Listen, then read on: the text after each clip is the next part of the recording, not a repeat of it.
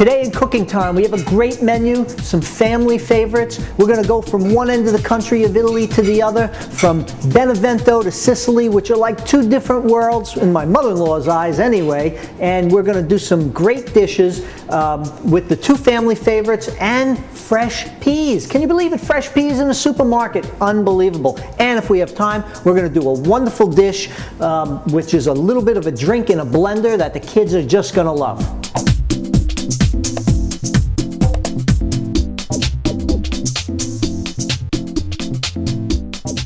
Hello and welcome to Cooking Time. I'm David Martone, Executive Chef at Classic Time Cooking School here in Westfield, New Jersey. We've got some great dishes. We're going to get right to work. 3 different dishes. Looks like today we have some wonderful family favorites. We're going to go from one end of Italy to the other. First of all, we're going to start with a dish that my mother-in-law makes that my kids just love. It's called pastiria. It's a baked macaroni dish. First thing we've done, and I'm not brand specific, but you know what? It seems like Ronzoni is the only one I see good ditalini with. Ditalini are like little tubes, little miniature elbows that are cut in pieces and straight little tubes. So we've cooked up some of that ditalini and we have it in a bowl and we just sprinkled a tiny bit of olive oil on it to prevent it from sticking. Now we have to take some eggs and some cheese, because this is such a simple dish. I'm not saying that it's all the best as far as not having a lot of fat in it, but you know what? These dishes like this, people just live on them. They've grown up on them, and my kids enjoy them totally. So we're going to crack some eggs in a bowl here, and we're going to whisk them up a little bit, and then we're going to add some grated cheese. Now, when I say grated cheese, I don't necessarily mean that you go to the supermarket and buy grated cheese. So we're going to pretend that we've done this exactly the way that my mother-in-law would do it. Now, you have to understand, my mother-in-law, who comes from Jersey City, as well as my family coming from Jersey City, has very specific ways of doing things. When we grate cheese, it's always hand grated. And she gets my father-in-law, who's actually Polish, to hand grate the Italian cheese. So we have this mixed combination in the kitchen of my mother-in-law, who's from Benevento, and my father-in-law, who actually thought he was Polish. He's only half Polish. As it turns out, in the age of the internet, I'm whisking these eggs up, and now I'm going to whisk in a whole bunch of cheese. In the age of the internet, my father-in-law gets a letter in the mail that somebody's been doing some family history, genealogy, and he gets this letter that comes from Belarus. And actually, my father-in-law received a picture with it because, you know, my father-in-law's generation, they're always nervous that somebody's trying to steal their identity or rip them off for something. So there's a picture with this letter, and the letter says, my grandmother's brother married a Polish woman and lived in Jersey City, and we got letters up until 1959, and then the letters stopped. Can you tell me if any of these people are still alive? So here's our cheese and our eggs together. We're going to mix that in with our macaroni. So in with the letter is a picture of my father-in-law and his father, who was actually from Belarus. Now my father-in-law is saying, you know, I always wondered why my father spoke such eloquent Russian as well as Polish. I'm going to add a tiny bit of milk to loosen this up. So as it turns out, his father was from Belarus and his mother was from Poland. So here's this man growing up his entire life thinking that he's entirely Polish and having a very, very proud Polish heritage, and it turns out that he's half Belarusian. So anyway, my mother-in-law, of course, being from Benevento, which is miles and miles away in totally different worlds, immediately says, if I would have known he wasn't Polish and he was Russian, I would have never married him. Because the Italians are just very territorial about everything. Which brings me to my next story. Now look at this. All nicely mixed with the egg, the cheese, and like I said, we put a tiny bit of milk just to loosen it up. Now we're going to put it in a small baking dish that I'm going to put a little bit of olive oil in. And I'm going to take a little piece of paper towel, and I'm just going to oil up this dish and mix it around.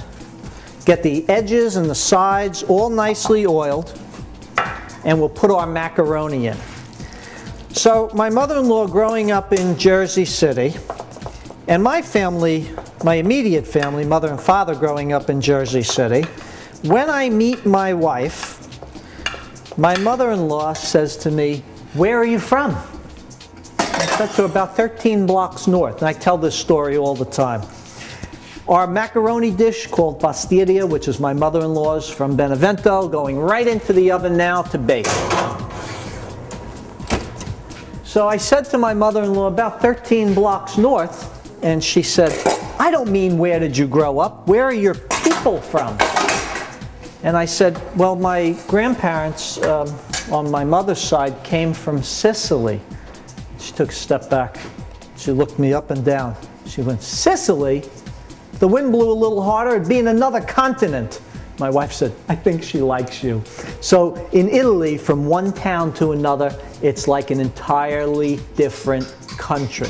Anyway, I love my mother-in-law dearly, and that pastiria is her dish that she makes, and my kids love it. It's just such a treat. When that comes out, we're going to cut it up, and it'll actually look like a little Rice Krispie treat. But picture that baked macaroni with the cheese and the eggs to hold it together. It is fantastic. So now we're going to jump back to Sicily, since we were talking about my great-grandmother and grandmother who came from Sicily. And when they came to this country, they cooked a squash. Now, we have zucchini here in this country, and they come in all different sizes. You'll see zucchini this big, you'll see smaller zucchini. But when my great-grandmother came with my grandmother to this country, they were used to another type of squash, and she called it gagoots. Now, the gagoot squash gets like the size of a baseball bat, and it's more of a lighter green, and it has a little bit of a tougher skin. So my great-grandmother always called this dish gugoots, or gugutzil. Now, when I was young, they used to call me gagoots, but that's a whole other story. I think that was because I was a little bit stubborn. We're going to take the zucchini and we're going to slice it up into small slices. I'm first taking and just cutting off the ends. When you look at the zucchini, you have the stem end and you have the flower end. So we want to just trim those ends off and take those two pieces, and we're going to discard those. We've washed the zucchini first, and we don't need to peel it, so this is an absolutely simple dish, terribly peasant-like in nature, but people love it. People love it. We make this dish here all the time, and I'm going to start slicing up my zucchini. I'm going to get rid of all these little end pieces. I'm going to start slicing up my zucchini and putting it into a little pot. And when I'm slicing it, I'm just going to cut it into little slices about, dropping everything, about this size, probably 1/4 of an inch.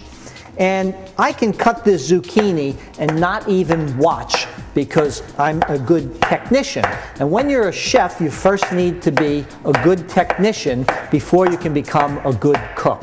You need to practice and hone your skills for your cutting techniques and your knife skills and all of the other fundamentals. So we're just going to slice this up while we're talking. Anyway, when my great-grandparents came here from Sicily, they somehow settled in Lock Haven, Pennsylvania. Never really got the story straight how they managed to go there, but they moved to Lock Haven from Sicily. Must have been total culture shock for them. And they opened up fruit and vegetable markets. And we laugh about it because my mother used to always say, "Oh yes, my grandfather was the banana king of Lock Haven." Well, it seems like in the early days when they came, bananas being very nutritious, there weren't many supply lines open for bananas.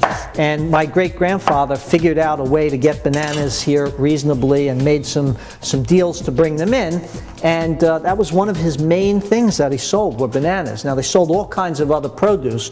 So growing up as a kid, we ate all kinds of vegetables. And to this day, we still do. And this dish, I tell people that I don't give them a recipe for it.